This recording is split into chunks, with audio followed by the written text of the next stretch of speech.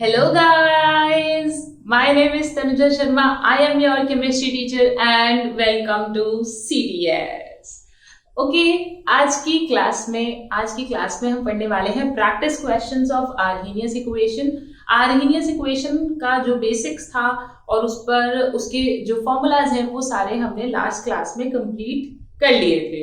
और हमने लास्ट जो मेरा सेशन था उसमें मैंने स्पेशली टेम्परेचर कोफिशिएंट पढ़ाया हुआ है for competitive exam and it is very important topic. तो टेम्परेचर कोफिशिएंट को छोड़ना मत और उसको कंप्लीट कर लेना। और अब हम करते हैं हमारे प्रैक्टिस क्वेश्चंस आर्हेनियस से। ठीक है बेटा, मैंने हर एक टाइप का क्वेश्चन इंक्लूड किया है जो आपके एग्जाम के लिए बहुत इंपॉर्टेंट है। तो चलो शुरू करते हैं। अब यहाँ पर 3 क्वेश्चन लिखे हुए हैं और भी कुछ क्वेश्चंस हैं जो इसके बाद में कराऊंगी। तो सबसे पहले टाइप के क्वेश्चन पर आ जाते हैं विच is very important for your CBSE. बेटा सीबीएसई के लिए ये वाला इस टाइप का जो सवाल है, ठीक है, ये जो टाइप नंबर 1 है, ये टाइप नंबर 1 जो है ये इंपॉर्टेंट है बहुत सीबीएसई के लिए। ठीक है, हम देखें सवाल क्या कहता है। The half-life of first order is 15 minutes at 27 degree Celsius. Okay, देखिए बेटा सबसे पहले देखो हाफ लाइफ मुझे गिवन है 15 मिनट 27 डिग्री सेल्सियस पर, ठीक है, और which becomes 5 minute at 47 degree Celsius. 5 minute हो जाती है अगर उसका टेम्परेचर कितना बढ़ाया जाए बेटा, 47 डिग्री सेल्सियस कर दिया जाए। तो वो मुझसे एक्टिवेशन एनर्जी पूछ रहा है। तो सिंपल हम क्या लगा देंगे बेटा, हम अपनी आर्हेनियस इक्वेशन लगा देंगे। तो हमारा आंसर नंबर फर्स्ट देख लेते हैं। आंसर नंबर फर्स्ट किस तरह से करेंगे बेटा, देखिए लिख दीजिए log K2 by K1 equal to EA by 2.303 R 1 by T1 minus 1 by T2। क्या बताया था बेटा याद रखने का तरीका, अगर यहाँ पर K2 by K1 आपने किया है तो यहाँ पर 1 minus 2 करेंगे, यानी T1 minus T2 करेंगे।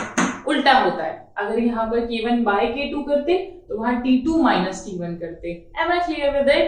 ओके, चलिए आगे बढ़ते हैं। हमारा बेटा हमारे पास 2 टेम्परेचर्स हैं। 2 टेम्परेचर तो गिवन है, कौन सा, एक तो हो गया ये 27 और एक हो गया हमारा ये 47। ठीक है, यानी कि मेरा टेम्परेचर T1 कितना है 27 डिग्री सेल्सियस और इसी पर मुझे हाफ लाइफ क्या गिवन है 15 मिनट, यानी कि उसने मुझे हाफ लाइफ दे दी है 15 मिनट। ठीक है, मुझे इसकी हाफ लाइफ पता है। T2 मुझे गिवन है 47 डिग्री सेल्सियस और मुझे हाफ लाइफ इसकी भी गिवन है कितना 5 मिनट। अच्छा बेटा एक बात बताइए, यहाँ पर ये जो हमारा टेम्परेचर होता है इसको हमें हमेशा केल्विन में रखना होता है, कभी भी हम इसको डिग्री सेल्सियस में नहीं रखते। अब डिग्री सेल्सियस को केल्विन में कैसे चेंज करते हैं, याद करिए 273 को ऐड करके। ठीक है, तो जब आप इसमें 273 ऐड करेंगे तो ये हो जाएगा बेटा आपका 273, जब आप इसमें ऐड करेंगे तो ये हो जाएगा आपका 300 केल्विन। ठीक है, और जब आप इसमें ऐड करेंगे बेटा, इसमें ऐड करेंगे तो ये हो जाएगा आपका 320 केल्विन। ठीक है, 320 केल्विन ऐड करके देख सकते हैं। अब यहाँ पर आते हैं बेटा, मुझे तो K2 और K1 चाहिए लेकिन मेरे पास T हाफ है दोनों के, तो अब मैं क्या करूं भाई, क्या करूं? सोचो सोचो सोचो। अरे भाई तुम्हारे पास फर्स्ट ऑर्डर के लिए फॉर्मूला नहीं होता है क्या, याद करो, T हाफ बराबर 0.693 डिवाइडेड बाय K। हाँ होता है ना, तो क्या मैं उससे K1 और K2 निकाल सकती हूँ? ठीक है, देखो बेटा एक टाइप का क्वेश्चन आता है कि वो K1 K2 आपको डायरेक्टली दे दे। मैंने थोड़ा अच्छा क्वेश्चन इंक्लूड कर लिया कि उसमें आपके 2 टाइप के क्वेश्चन कंप्लीट हो जाए। एक में तो T हाफ देकर आपसे K1 K2 निकलवा ले। एक टाइप का सवाल आता है कि आपको डायरेक्टली K1 K2 दे दे और फिर एक्टिवेशन एनर्जी पूछ ले। समझ रहे हो? तो ये इसी में 2 क्वेश्चन इंक्लूडेड है। ये उसका पहला पार्ट है। पहला पार्ट क्या है देख लो, K1 कैसे निकालेंगे बेटा, सॉरी K1 कैसे निकलेगा, यहाँ देख लीजिए। जब आप इसको इधर ले जाएंगे तो मेरा जो K1 है वो आ जाएगा 0.693 डिवाइडेड बाय 15 और K2 जो है वो मेरा आ जाएगा, देख लो ना बेटा, K2 क्या आ जाएगा T हाफ 2 कितना है 0.693 डिवाइडेड बाय ये हमारा आ गया 5 से हमने क्या कर दिया, डिवाइड कर दिया। Am I clear with it? Yes. अब आगे आते हैं। देखो बेटा, अब कुछ नहीं करना, फॉर्मूला में पुट करना है ये सारी चीजें, ये सारा डेटा हमें गिवन है। इस डेटा को उठा के हमने किस में रखना है इस इक्वेशन में रखना है। देखो log K2 को रखेंगे आप तो ये कितना आएगा 0.693 डिवाइडेड बाय 5, और जब आप K1 को रखेंगे बेटा तो यहाँ K1 आएगा 0.693 डिवाइडेड बाय 15। अब देख लो बेटा, आप इसको ये यहाँ जाएगा, ये यहाँ जाएगा, तो आप इसको डायरेक्टली क्या लिख सकते हो भाई, लिख सकते हो ना ये 0.693 मल्टीप्लाई 15, ये ऊपर चला गया, और 5 मल्टीप्लाई 0.693 लिख सकते हो ना भाई? हाँ गुड। और अगर लिख सकते हो तो इससे ये काट दिया और इससे ये कट गया, आ गया मेरा 3। चलिए अब उस तरफ की बात कर लेते हैं। उस तरफ ये तो मुझे निकालना ही है, ये है मेरा 2.303, आर है मेरा गैस कांस्टेंट, ये तो यूनिवर्सल गैस कांस्टेंट है, और T1 कितना था बेटा मेरा? T1 था मेरा 300 माइनस 1/320। ठीक है, देखो बेटा जब आप यहाँ पर एलसीएम लोगे तो आप क्या करो, सिंपली देखो तरीका क्या है कैलकुलेशन को आसान करने का, इन दोनों को सीधा सीधा नीचे लिख लो, इसको लिखो, देखो E बाय 2.303 R, सीधा सीधा इसको नीचे लिखोगे, ये हो गया, और ऊपर देख लो बेटा ना, जब मैंने इसका क्या ले लिया, एलसीएम ले लिया, इससे डिवाइड जाएगा तो 320 यहाँ आएगा, 300 यहाँ आएगा, अब 320 में से 300 माइनस करोगे तो कितना आएगा? 20 आएगा। हो गया भाई, हो गया। वैल्यू सबकी पता है, आर की वैल्यू कितनी होती है? 8.314 जूल पर मोल, ये जूल में है, यानी कि जो आंसर आएगा, जो आपकी एनर्जी आएगी वो भी जूल में आएगी, और फिर आप उसको किलो जूल में भी चेंज कर सकते हैं। ओके, तो अब कुछ नहीं बचा इसमें, अब तो सिर्फ कैलकुलेशन बची है भाई। कैलकुलेशन तो कर लेंगे ना?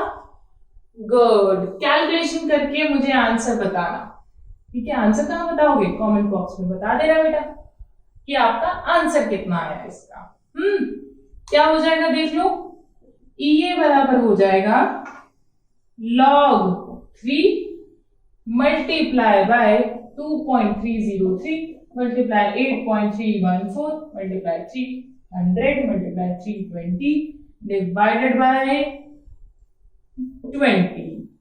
बेटा अब आप समझ ही सकते हैं इस टाइप का क्वेश्चन मैंने सीबीएसई के लिए ज्यादा इंपॉर्टेंट क्यों बताया है, क्योंकि बहुत लेंथी कैलकुलेशन आता है इसका, और तुम्हारे पास 3 घंटा आराम से होता है ना, बहुत आराम से, कि आप इसको कैलकुलेशन को कर सको। बेटा log 3 की वैल्यू जो होती है वो होती है 0.477। ठीक है, मैंने लास्ट क्लासेस में भी बताई हुई है, जब भी आपको जैसे 3 है, log 3 है, तो उससे पॉइंट में अगले नंबर ले लेते हैं। मैं उस पर अलग से एक वीडियो बना दूंगी, how to calculate log without log table. ठीक है, तो वो मैं आपको अलग से बता दूंगी कैसे करते हैं बाय द ट्रिक्स। तो आपको ये अभी के लिए ये वैल्यू आप याद रख लो, और मल्टीप्लाई दिस, और बेटा आंसर आप मुझे कैलकुलेट करके बताएंगे। जो भी आंसर आएगा वो मेरा जो आएगा वो हमारा जूल पर मोल में आएगा, तो नंबर बड़ा हो सकता है, एटलीस्ट 4 डिजिट तो होंगी ही। ठीक है, ओके डन, 5 तो होंगी, 4 से 5। डन, यानी कि पहले टाइप का क्वेश्चन हमने कंप्लीट कर लिया। अब हम आगे बढ़ते हैं अपने अगले टाइप के सवाल पर। बेटा अगले टाइप का क्वेश्चन बहुत ही इंपॉर्टेंट है, तरीका बहुत आसान है, कैलकुलेशन कुछ नहीं है, बस थोड़ा सा सोचना है इसमें, थोड़ा सा दिमाग इसमें लगेगा, बाकी क्वेश्चन बहुत आसान है। देखिए, उसने कहा A is same for all the reaction। ठीक है, यानी कि इन दोनों रिएक्शंस के लिए A मेरा सेम है, वो चेंज नहीं हो रहा। Calculate the ratio of the rate constant, यानी कि मुझसे रेशियो पूछ रहा है, ये आप देखिए इन दोनों का रेशियो पूछ रहा है मुझसे, K1 by K2 निकाल लो चाहे K2 by K1 निकाल लो, रेशियो पूछ रहा है रेट कांस्टेंट्स का, तो अगर लाइन से लिखिए तो आप K1 by K2 निकालिए बेटा। इनका रेशियो पूछ रहा है, एक्टिवेशन एनर्जी मुझे गिवन है और मुझे टेम्परेचर गिवन है। ठीक है, ये मुझे गिवन है बेटा। ठीक है, तो चलिए देखते हैं इस डेटा के अकॉर्डिंग सवाल को कैसे करेंगे। देखो बेटा, आंसर नंबर 1 हमने कंप्लीट कर लिया है। 2 पर आते हैं।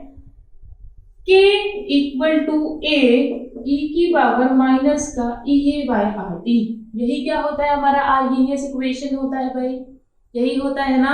गुड। अब देखो बेटा, ध्यान से देखो, ये तो सबके लिए हो गया।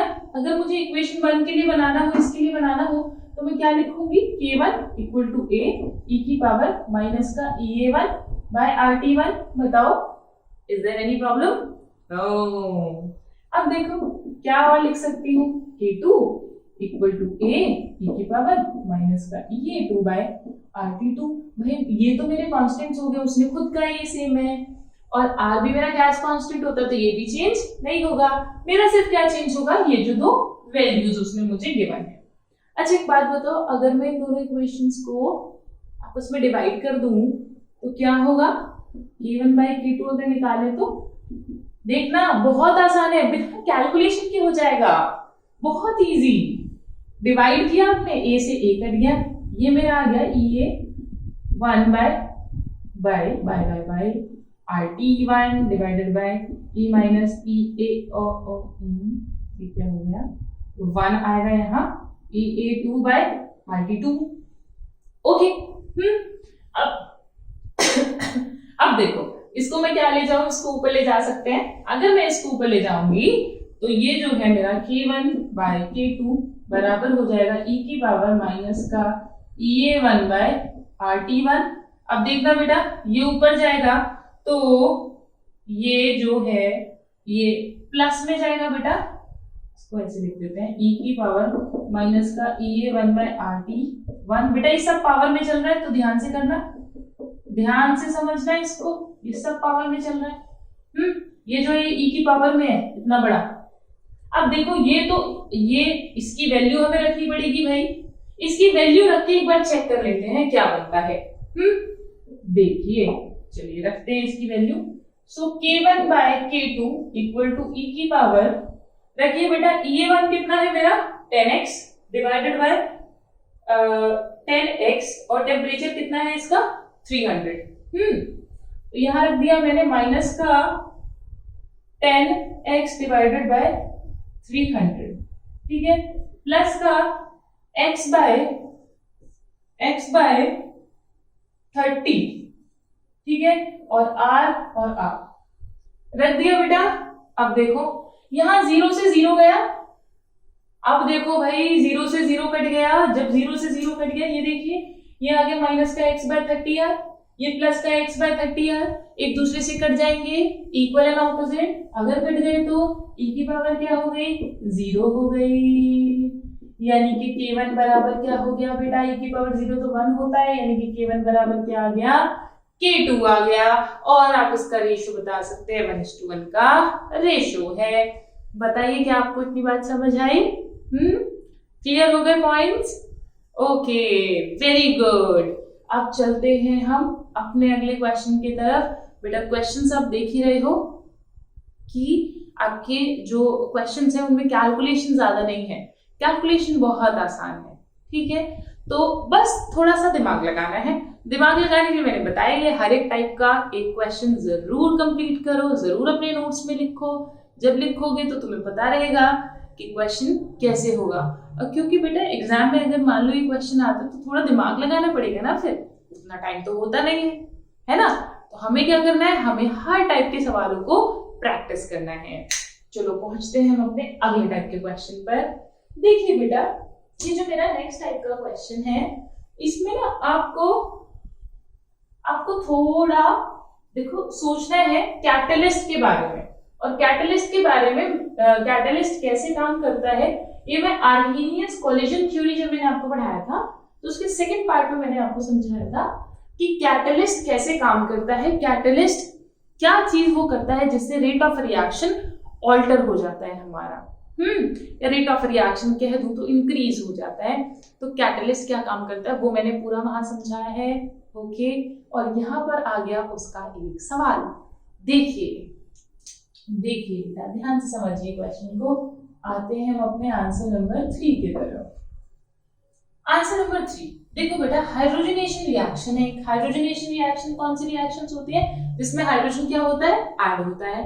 Okay, carried out at 500 kelvin, यानी कि 500 केल्विन पर एक रिएक्शन हो रही है। If the same reaction is carried out in the presence of a catalyst, ठीक है, अगर वही सेम रिएक्शन, एक रिएक्शन है बेटा जो कि 500 केल्विन पर हो रही है, वो ये कह रहे हैं, और अगर वही same reaction in the presence of catalyst, ठीक है, कैटलिस्ट के प्रेजेंस में की जाए at the same rate, rate constant आएगा बेटा यहां पर, एट द सेम रेट, वहां लिख लीजिएगा constant, at the same rate constant, the temperature required is 400 kelvin. अब उसने कह दिया कि हमारा रेट कांस्टेंट सेम है, और अगर मैं कैटलिस्ट के प्रेजेंस में करूं तो जो मेरा टेम्परेचर रिक्वायर्ड है वो कितना है, 400, यानी कि 400 केल्विन चाहिए होगा मुझे जब मेरा विद कैटलिस्ट है, यानी कि अगर मैं कैटलिस्ट डाल दूं तो मुझे 400 केल्विन चाहिए, लेकिन अगर मैं विदाउट रखूं, विद, वो ये क्या हो गया, विदाउट, विदाउट कैटलिस्ट, ठीक है, रखूं तो मुझे 500 केल्विन चाहिए। और उसने साथ में क्या कह दिया कि मेरा रेट कांस्टेंट जो है दोनों रिएक्शंस का वो क्या है बेटा, बराबर है, यानी K1 इक्वल टू K2 है। अब यहां तक मैंने सवाल से अपना डेटा निकाल लिया कि ये डेटा मुझे गिवन है। आगे बढ़ते हैं, कैलकुलेट ये if catalyst lower the activation barrier by 20 kilojoule per mole lower कर देता है। देखो बेटा उस पार्ट में मैंने अच्छे से समझाया है कि जो कैटलिस्ट है वो क्या काम करेगा आपका, वो एक ऑल्टरनेटिव पाथ, ठीक है, ऑल्टरनेटिव पाथ दे देता है किसको, रिएक्शन को, जिससे रिएक्शन क्या होती है, रेट ऑफ रिएक्शन क्या होता है बेटा, बहुत बढ़ जाता है, इंक्रीज हो जाता है। वो क्या करता है बेटा, अब वो ऑल्टर पाथ जब करता है, यानी कि पाथ को जब ऑल्टर कर देगा, एक नया पाथ दे देगा रिएक्शन को, कि आप देखो बेटा होता ये है, ये रिएक्टेंट है, ये प्रोडक्ट है, मान लीजिए आपका बैरियर है इतना बड़ा, ठीक है, इतना बड़ा बैरियर है, यानी कि इसको रिएक्टेंट को इतनी एक्टिवेशन एनर्जी चाहिए प्रोडक्ट में कन्वर्ट होने के लिए। तो जैसे ही मैं कैटलिस्ट डालूंगी बेटा, यहाँ मेरी एनर्जी होती है, यहाँ मेरा प्रोग्रेस ऑफ रिएक्शन होता है। तो जैसे ही मैं कैटलिस्ट बेटा इसमें डालूंगी तो मेरा क्या होगा कि ये जो एनर्जी बैरियर है ये कम हो जाएगा, ये क्या हो जाएगा, कम हो जाएगा। तो ये हो गया मेरा विदाउट कैटलिस्ट के बिना, और ये हो गया मेरा विद कैटलिस्ट। ओके, अब देखो, अब कैटलिस्ट ये क्या कह रहा है कि जो कैटलिस्ट है उसने 20 किलो जूल की एनर्जी को कम किया, यानी कि उसने इतनी एनर्जी को कम कर दिया, 20 किलो जूल कम कर दी। ये एनर्जी मान लो 20 किलो जूल है, 20 किलो जूल उसने एनर्जी कम कर दी, लेकिन स्टिल वो पूछ रहे कि एक्टिवेशन एनर्जी बताओ, यानी कि जब उसने 20 किलो जूल एनर्जी कम की, तो यानी कि मान लो एक्टिवेशन एनर्जी ये थी, तो उसने कितना कर दिया, ये -20 कर दिया ना, एक्टिवेशन एनर्जी का में से 20 किलो जूल एनर्जी कम कर दी कैटलिस्ट ने। केजे पर मोल। बताइए क्या आपको इतनी बात समझ आई? मेरा पूरा डेटा यहाँ आ गया। अब सवाल में कुछ नहीं है, बस सवाल की लैंग्वेज। बेटा फिजिकल केमिस्ट्री में सबसे इंपॉर्टेंट होती है सवाल की लैंग्वेज। अगर वो समझ में आ गई तो क्वेश्चन भी समझ में आ गया। ठीक है, ये आ गई मेरी सवाल है। अब इसमें कुछ बचा ही नहीं। देखो ना, कैलकुलेशन जैसी कोई चीज बची है? कुछ नहीं बचा। देखो K1 बराबर K2 है, और आपको आर्हेनियस से पता है कि A e की पावर माइनस का EA1 बाय P1। बोलो, और आपको पता है, इसको लिख दूं, कोई परेशानी थोड़ी ना है भाई। लिख दिया मैंने, लिख दिया तो A से A काट दो, क्योंकि ये तो सेम होगा एक रिएक्शन के लिए। प्री एक्सपोनेंशियल फैक्टर ही तो है, फ्रीक्वेंसी फैक्टर, ये तो हमारा क्या होने वाला है बेटा, सेम होने वाला है। अब आगे आते हैं। अब जब आप इनको इक्वेट करोगे तो ये क्या आ जाएंगे बेटा, ये ऐसे लिख सकती हूँ मैं, RT1 बराबर EA2 RT2, ठीक है, लिख सकते हैं ना। अब R क्या है बेटा, कांस्टेंट है, R से R काट दो, माइनस से माइनस काट दो, इक्वेट कर दिया, R से R कट गया। अब वैल्यूज उठा के रख दो जो आपको ऊपर से मिली थी। वैल्यूज क्या है, EA की वैल्यू देखिए, वो है EA, सामने वाले EA की कितनी है, EA -20, इसका टेम्परेचर है 400 और इसका है कितना बेटा 500। 0 से 0 काट दीजिए, जब आप 0 से 0 काट देंगे बेटा,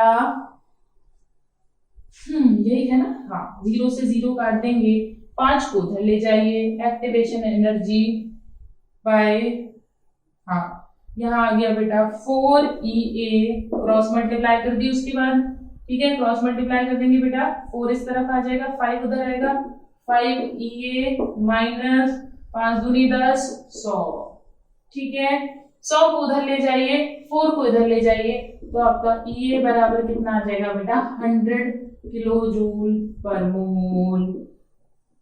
क्या आपको इतनी बात समझ आई? हाँ, कैटलिस्ट पे किस तरह का सवाल आएगा, वो होगा ये।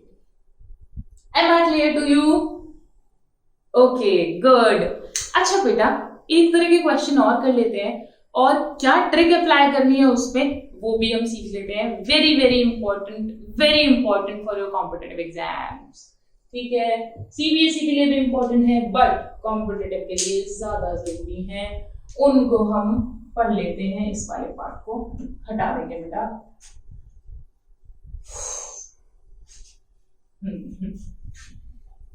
इस वाले पार्ट को हमने बिल्कुल हटा दिया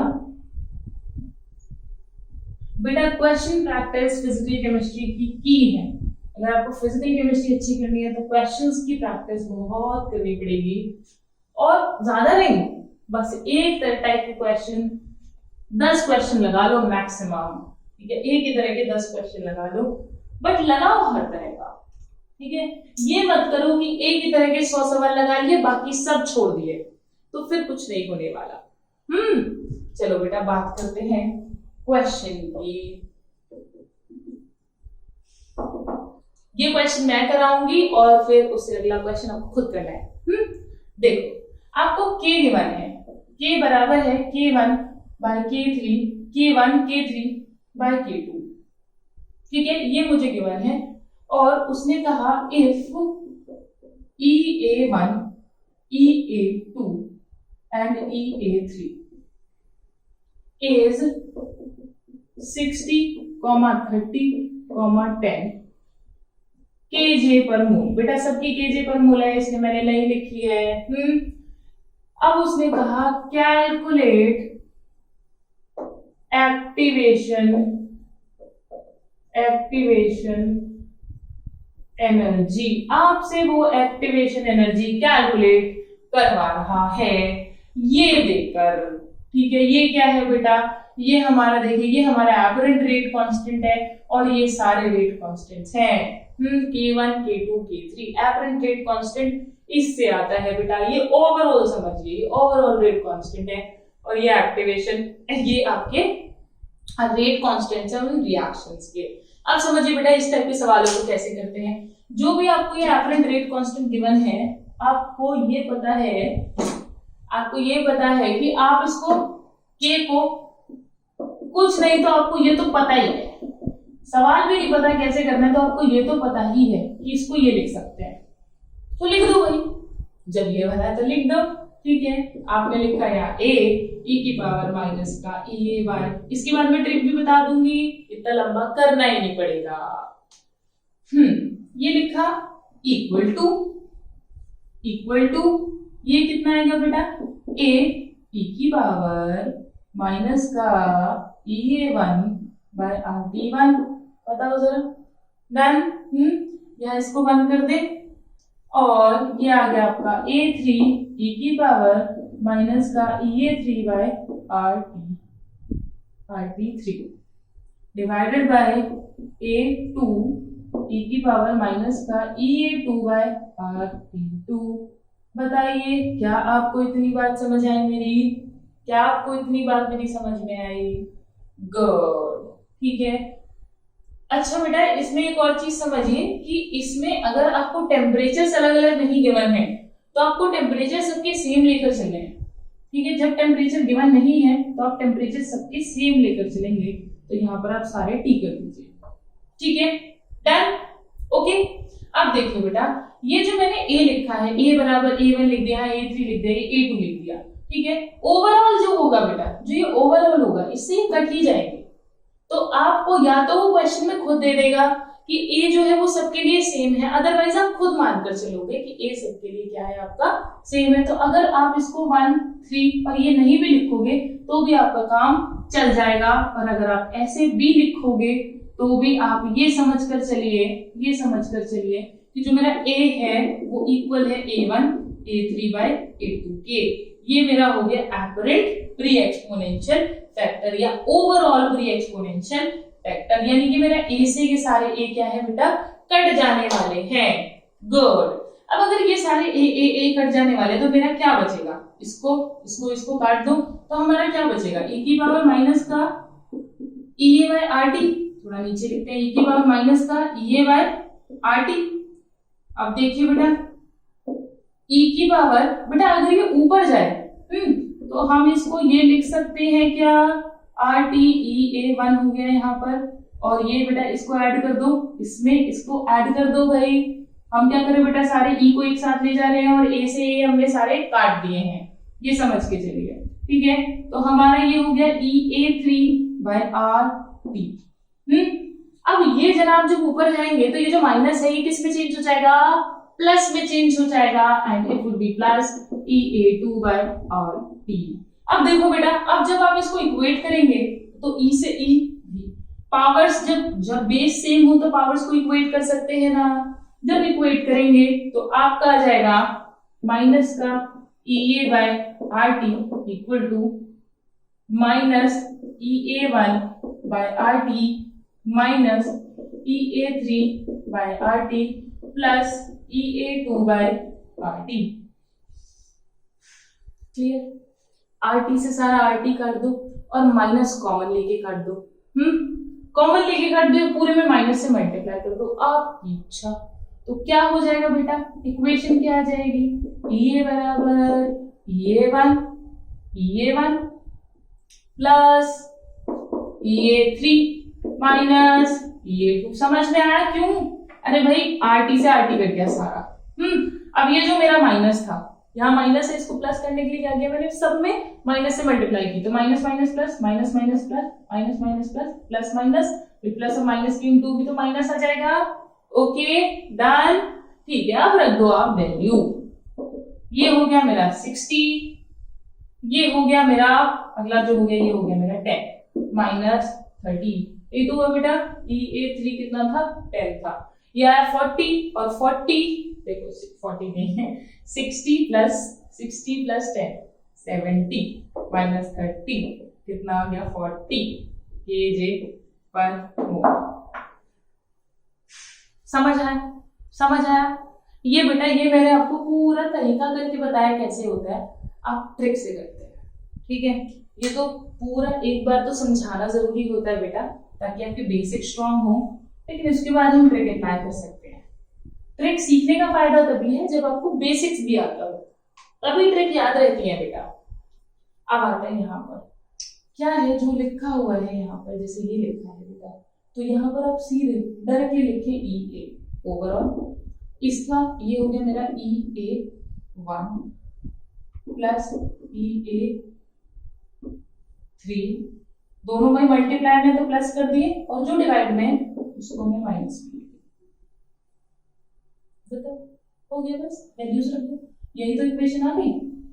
यानी कि आप सीधे सीधे भी कर सकते हैं, और अगर आपकी इच्छा करे तो आप ये पूरी तरह से बिल्कुल कैलकुलेट करके स्टेप बाय स्टेप भी कर सकते हैं। आपकी इच्छा, ठीक है, ओके। अच्छा बेटा, आपको एक टाइप का यही इसी तरह का एक क्वेश्चन मैं आपको दे रही हूं, वो आपको करना है। इसको हटा देते हैं। ये हो गया, इसको भी हटा ही दो। आते हैं बेटा एक और तरह का क्वेश्चन, देखिए